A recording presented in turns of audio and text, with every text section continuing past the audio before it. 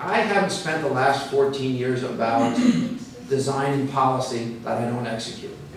The things that I've done, I've had to do myself. Reinvent government, make government more efficient, keep the expenditure side of general government at the inflation rate or below over a 14-year period of time. So really the biggest difference is the track record. So when I appear before you and honestly tell you that we created jobs in Stamford, that we built a city that was attractive to people, that we've used transportation in a state where transportation policy has been sorely lacking for a period of time. I'm the mayor of a city where commutation, you can tell, commutation on the rail system from either direction, from the New York direction or from the New Haven direction, has increased into Stamford by over 200%.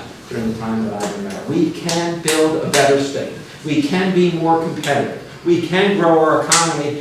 In 1995, you were elected. In 1997, after re-election, he went out and got what I think is arguably today the best police chief in the country to come into Stamford and restructure the way police officers think and do things.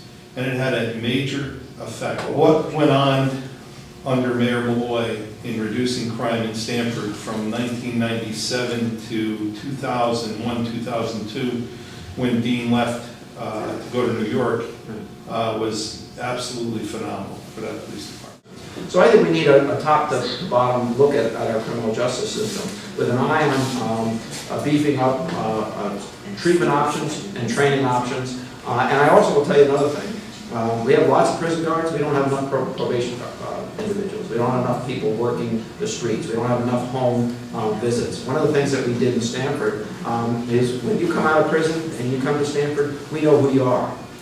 Right? We take your picture. We tell every police officer in town that you're back on the street.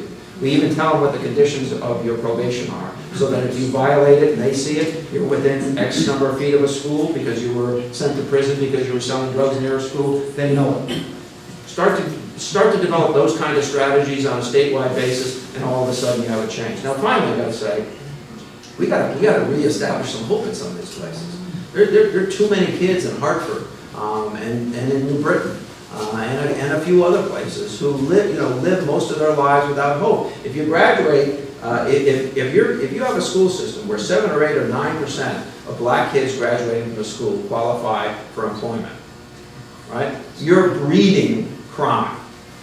So we need a governor who's going to run to the issue, not run away from it. You know, I'd love to have a debate with any Republican about what it takes to create jobs in Connecticut. Because I got to tell you, this governor is not creating jobs. She's not making the kinds of investments in infrastructure. Let me tell you, even with all this money coming into the state to be spent on infrastructure, here we are.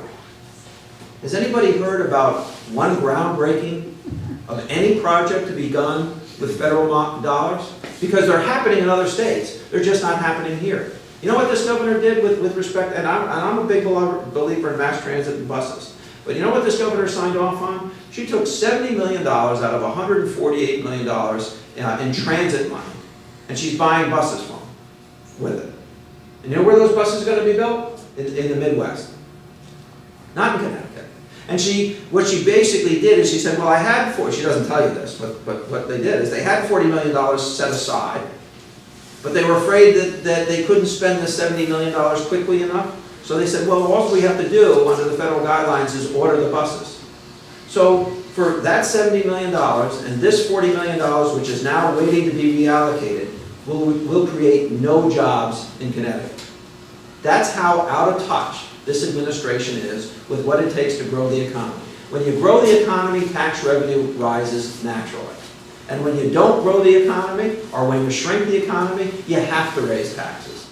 It seems to me unless we can get our act together and go in united behind one candidate, put all our resources, all our money to make it happen, we're going to be fractured every time, and despite the strengths we have, we're going to get beat.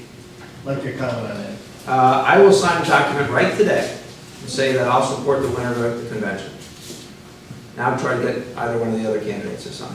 We need a candidate who can talk to people, who can explain things, who can talk about the realities and hard decisions that are going to have to be made. We need somebody who's got a vision of what the future, is. You're talking about a real sense of accomplishment. about having added jobs, added population, built and approved 7,500 units of housing. The only community that requires 10% of all new multifamily housing to be set aside as affordable. Those are things that I can talk about, and a track record of having done that in a fiscally conservative way. There aren't too many mayors who can say, listen, on the city side of services, when I became mayor, 44% of the locally raised tax dollars supported education. This year it'll be 63%. And the way we did that was holding down the growth of general government and giving a higher level of services.